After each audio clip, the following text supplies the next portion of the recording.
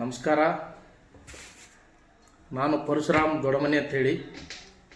ಇವತ್ತಿನ ದಿವಸ ವಿಷಯ ಏನಪ್ಪ ಅಂತಂದ್ರೆ, ಈ ರಾಜ್ಯದಲ್ಲಿ ಸನ್ಮಾನ್ಯ ಶ್ರೀ ಸಿದ್ದರಾಮಯ್ಯ ಸಾಹೇಬರು ನಿನ್ನೆ ಸಿ ಎಂ ಸ್ಥಾನಕ್ಕೆ ರಾಜೀನಾಮೆ ಕೊಟ್ಟಿದ್ದಾರೆ. ಕೊಟ್ಟ ಸಲುವಾಗಿ ಸಿ ಎಂ ಸ್ಥಾನವನ್ನು ಖುಲ್ಲಾದ. ಮುಂದೆ ದಲಿತರಿಗೆ ಈ ರಾಜ್ಯದಲ್ಲಿ ಮಣೆ ಹಾಕಬೇಕು ಅಂತಕ್ಕಂಥದ್ದು ನನ್ನ ಆಗ್ರಹ. ಯಾಕಪ್ಪ ಅಂತಂದ್ರೆ, ಸುಮಾರು 75 ವರ್ಷಗಳ ಹಿಂದೆ ದಲಿತ ಸಮುದಾಯ, ಅದರಲ್ಲಿ ಬಲಗೈ ಸಮುದಾಯ ಕಾಂಗ್ರೆಸ್ ಪಕ್ಷದ ಹಿಂದದ ಯಾವತ್ತು. ಅದಕ್ಕಾಗಿ ಈ ರಾಜ್ಯದಲ್ಲಿ ದಲಿತರ ಮುಖ್ಯಮಂತ್ರಿ ಯಾರೂ ಆಗಿಲ್ಲ ಇಲ್ಲಿವರೆಗೂ, ಯಾವ ಪಕ್ಷದಲ್ಲೂ ಆಗಿಲ್ಲ. ಅದರಲ್ಲಿ ಕಾಂಗ್ರೆಸ್ನಲ್ಲೇ ಯಾಕೆ ಆಗ್ಬೇಕಪ್ಪ ಅಂತ ಹೇಳ್ತೀನಪ್ಪ ಅಂತಂದ್ರೆ, 75 ವರ್ಷಗಳ ಹಿಂದೆ ಬೆನ್ನು ಹತ್ತದವರು ಬಲಗೈ ಸಮುದಾಯ.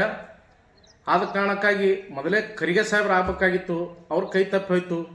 ಈಗ ಸಿದ್ದರಾಮಯ್ಯನವರು ರಾಜೀನಾಮೆ ಕೊಟ್ಟಿಂದ ಈಗ ಸಿ ಎಂ ಸ್ಥಾನ ಖುಲ್ಲಾದ.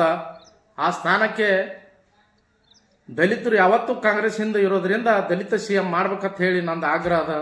ಇವತ್ತು ಪರಮೇಶ್ವರ್ ಅವ್ರಿಗೆ ಮಾಡ್ರಿ, ಖರ್ಗೆ ಸಾಹೇಬ್ರಿಗೆ ಮಾಡ್ರಿ, ಎಚ್ ಸಿ ಮಾದೇವ್ ಸಾಹೇಬ್ರಿಗೆ ಮಾಡ್ರಿ, ಯಾರಿಗೆ ಮಾಡ್ರಿ, ಒಟ್ಟೆ ಈ ರಾಜ್ಯದಲ್ಲಿ ದಲಿತ ಸಿ ಎಂ ಮಾಡಬೇಕು ಅಂತಕ್ಕಂಥದ್ದು ನನ್ನ ಅನಿಸಿಕೆ. ಮತ್ತೊಂದು ವಿಷಯ ಏನಪ್ಪ ಅಂತಂದ್ರೆ, ಈ ರಾಜ್ಯದಲ್ಲಿ ದಲಿತ ಸಚಿವರು ಮತ್ತು ದಲಿತ MLAಗಳು ಇವತ್ತಿನ ದಿವಸ ಸುಮ್ಮನೆ ಕೂತಿದ್ದಾರೆ. ಎಲ್ಲರೂ ಒಗ್ಗಟ್ಟಾಗಿ ಇವತ್ತು ದಲಿತ ಸಿ ಎಂ ಮಾಡ್ರತ್ತ ಎಲ್ಲೂ ಕೂಡ ಹೇಳಕತ್ತಿಲ್ಲ. ಅದಕ್ಕೆ ನಾನು ಅವರಿಗೆ ಏನು ಖಂಡಿಸ್ತೀನಪ್ಪ ಅಂತಂದ್ರೆ, ಇವತ್ತು ಯಾರೂ ಕೂಡ ದಲಿತ ಸಿ ಎಂ ಮಾಡತ್ತ ಧ್ವನಿ ಎತ್ತಲಾಗಿರಿ ಜನಪ್ರತಿನಿಧಿ ಆದವರು. ಅದಕ್ಕಾಗಿ ಎಲ್ಲರೂ ನೀವು ರಾಜೀನಾಮೆ ಕೊಡಬೇಕು. ಅದರಲ್ಲಿ ಈ ಚುನಾವಣೆ ಬಂದಿಂದ ಎಲ್ಲ ದಲಿತ ಸಂಘಟನೆಗಳು ಏನು ಮಾಡ್ತಾವಪ್ಪ ಅಂತಂದ್ರೆ, ಕಾಂಗ್ರೆಸ್ ಓಟ್ ಹಾಕ್ರಿ ಅಂತೇಳಿ ತಿರುಗಾಡ್ತಿದ್ರು. ಇವತ್ತಿನ ದಿವಸ ದಲಿತ ಸೀಟ್ ಖುಲ್ಲಾಯದ, ದಲಿತ ಸಿ ಎಂ ಮಾಡ್ರತ್ತ ಎಲ್ಲೂ ಕೂಡ ಹೋರಾಟ ಮಾಡಲಾಗಿದ್ದೀರಿ. ಇದು ಯಾಕಪ್ಪ ಅಂತಕ್ಕಂಥದ್ದು ನನಗೂ ಗೊತ್ತಿರವಲ್ದು.